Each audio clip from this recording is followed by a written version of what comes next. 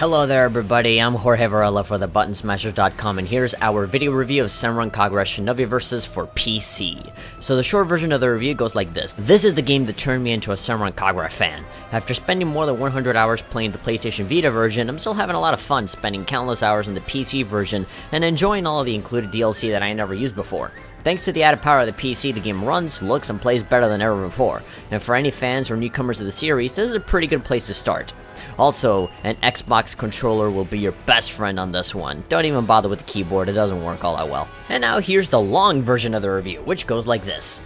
I feel pretty nostalgic playing this game again. It made me remember the very first time I played a Senran Kagura game, in which I spent most of my time judging it from the surface and not thinking about it on a deeper level. Amidst the hilarious amounts of fan service that the game is known for, I started to discover a surprisingly solid and relatable story with characters that I care about. This, along with the addictive combat and fun variety of characters involved, I knew there was more to this game than just simple sexual titillation. On top of it being sexy, it's also a pretty good game, which isn't something that a lot of fanservice-filled games have achieved. To be sexy, and to also be a legitimately good game on its own without any of that. Don't let the reactionary, screaming Let's Players confuse you when they yell out, "What the hell is this game?" or "What am I even playing?" or "This is so weird." It's actually pretty simple to understand after you get over an infantile reaction to the female body and just pay attention to what's in front of you. Senran Kagura Shinovi Versus is a 3D brawler in a similar vein to Dynasty Warriors, but much more compressed, fast, and to the point. The game is centered around a cavalcade of incredibly attractive high school girls that are secretly studying to become shinobi. There are good and evil shinobi schools in this world, so naturally these groups of girls will bump into each other and fight for what they believe in, with tons of dialogue, backstory, and internal struggles in between the main set pieces. Judging by the fan service-based nature of the game, many people will make the assumption that the game's story is not worth looking into, or that maybe all of it is just an excuse to fight and slash each other's clothes off, but that couldn't get any further from the truth. When I took the time to actually listen to what was going on, I found myself to be pretty interested. Pretty much all of the characters have a good and sometimes pretty heart-wrenching reason to follow the path of the shinobi. Seeing these reasons unfold through lengthy dialogue scenes make the characters more relatable and human than simple eye candy. Many of the morality-themed questions posed during the story and the many ways that it challenges players to get over the "oh my god boobies" hurdle makes this for a pretty solid experience that leaves you thinking in many ways in one. However, even amongst the seriousness, there was a lot of laughs and ridiculous moments to be had. This game knows how to be serious when it counts, but it also has many occasions where it simply does not, turning this game into one of the most unexpected sources of comedy I've played in a long while. It is admirable how this game is capable of balancing the struggles of a shinobi group fully comprised of orphan girls trying to keep their master's philosophy alive with hilarious scenes featuring Hikage, a girl with no emotions having a pointless conversation with Imu, an evil shinobi with a bone to pick after countless ridiculous incidents. Seeing this game balance emotional character development and comedy in this way makes me think about how much of a shame it is that people tend to brush this off as nothing more than just breasts on the screen. Even the fan service itself is done in a really funny way that adds to the overall aesthetic of the game. None of it really feels all that sleazy or in poor taste, it's just really fun and lighthearted. It is very clear that this game was meant to be sexy in a fun way from the very beginning, and the pure innocence of that desire is pretty well reflected overall. But on top of that visual appeal, we also have some pretty decent gameplay. The actual combat in the game is very simple to understand, but can be open to a little bit of nuance if you let it.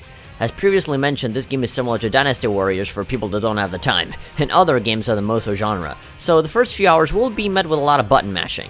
However, all of the characters can level up and learn new moves and get an ultimate attack over time, which will quickly open up the possibilities to more complex moves. Every level has an initial segment where you beat up enormous mobs of enemies, later met with a boss battle between you and one of the girls from the cast. Here's where most of the fan service will occur, since the characters' clothing will be reffed off based on how much damage they take and how they take it. Unlike the PS Vita version, the PC port runs at a smooth 60 frames per second with 1080p resolution, making the gameplay much faster, smoother, and more satisfying than ever before, which is very reminiscent of the 3DS game Senran Kagura 2 Deep Crimson, which I like to consider the best game in the entire series so far. Instead of playing on a small mobile device with small speakers, I am now playing on a larger screen with headphones on, which makes all of the bright colors and this great art style and the incredible soundtrack pop in a way that I had never experienced before. Playing the game on PC with an Xbox 360 gamepad felt so much more natural and fun than a mouse and keyboard setup.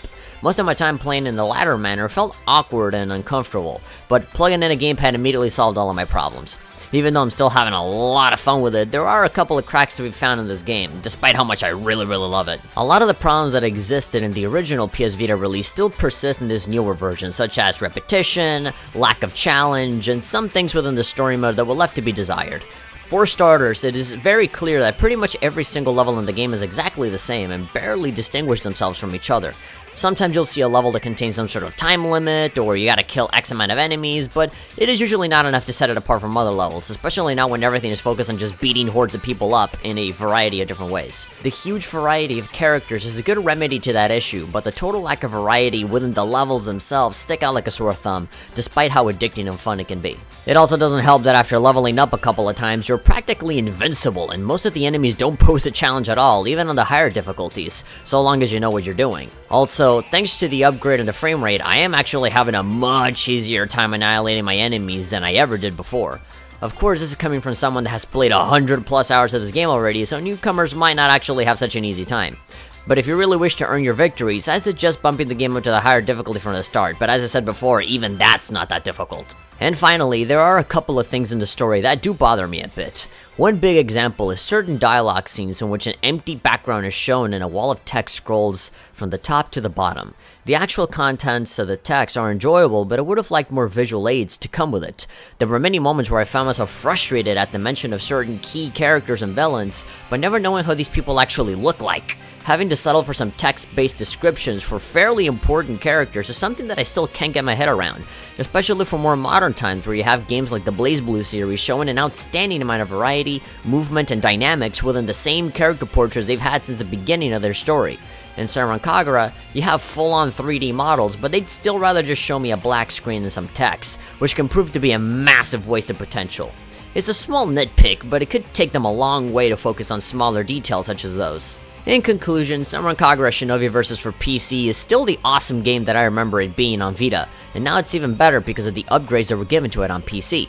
Sure, it can be a little rough around the edges in some spots, and the sexual content might not be many people's cup of tea, but I can tell that this game has a lot of heart put into it. In between all of the ridiculously fun fan service and the over-the-top combat, I can see a lot of genuine characters, relatable stories, and even some tear-jerking moments to be had. So, no, despite what everybody else says, this game is not just all about the boobs. It's about so much more. I suggest you try it out because you may end up being surprised over how much you'll end up enjoying it.